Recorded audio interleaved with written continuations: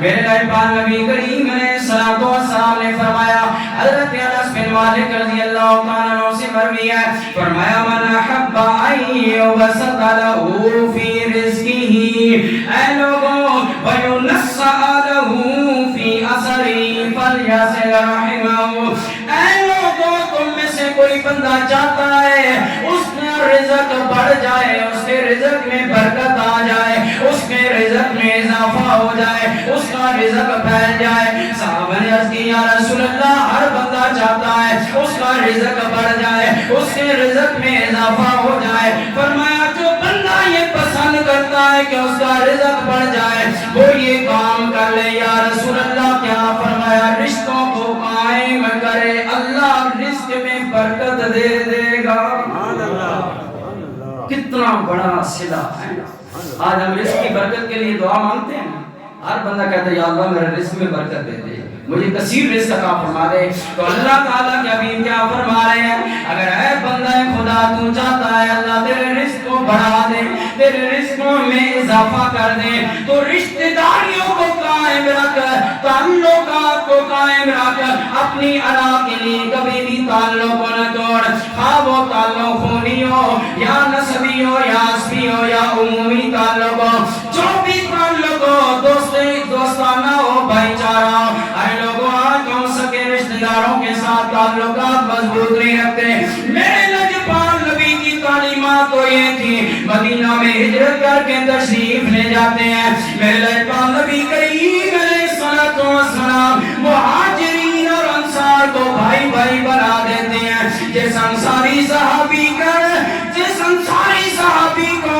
اللہ کے نبی نے مہاجرین میں سے کسی مہاجر کا بھائی بنایا، وہ تعلق اور بھائی چارہ اتنا مضبوط ہوا کہ جس انصاری صحابی کی 2 بیویاں تھیں اس نے ایک کو طلاق دے کر اپنے بھائی چارے کے لیے اس کے ساتھ نکاح کر دیا، اس کے ساتھ نکاح کر دیا، بیوی کو طلاق دی، طلاق ہے، یہ میرا بھائی بنا ہے، مہاجر ہے، بے سہارا ہے، اللہ کے نبی نے میرا بھائی بنایا ہے، چل میری بیوی میں تجھے خوشی سے طلاق دیتا ہوں، اللہ بھی راضی ہوگا تجھ سے، اللہ کے نبی بھی راضی ہوگا، تو اس کی بیوی بن گیا، اس کا گھر بسنا ہے۔ اللہ کے نبی کی تعلیمات یہ ہیں کہ ایک بھائی چارہ قائم ہوا، کوئی خونی تعلق نہیں تھا، رشتہ داری نہیں تھی۔ ایک جماعت مکہ سے آئی، ایک مدینہ میں رہنے والی انصار صحابہ، ان کے درمیان بھائی بھائی بنا دیا گیا،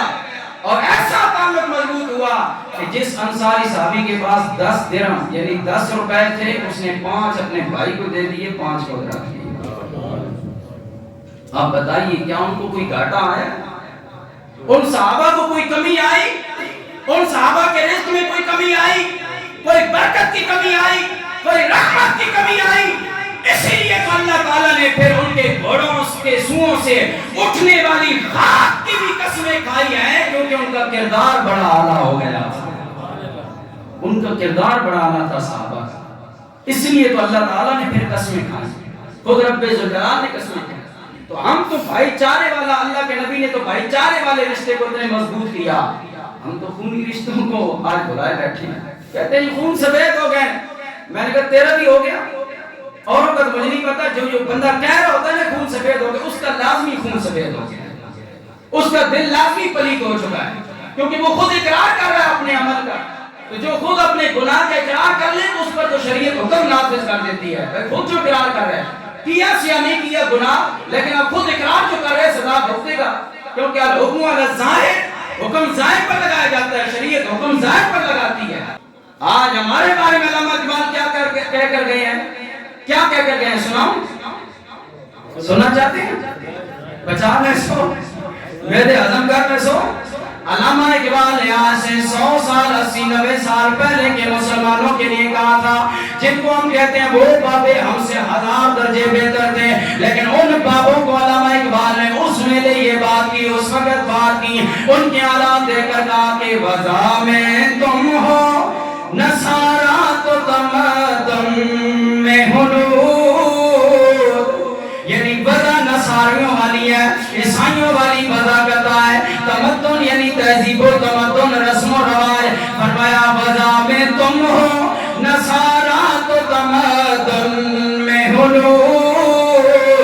یہ ہے وہ مسلمان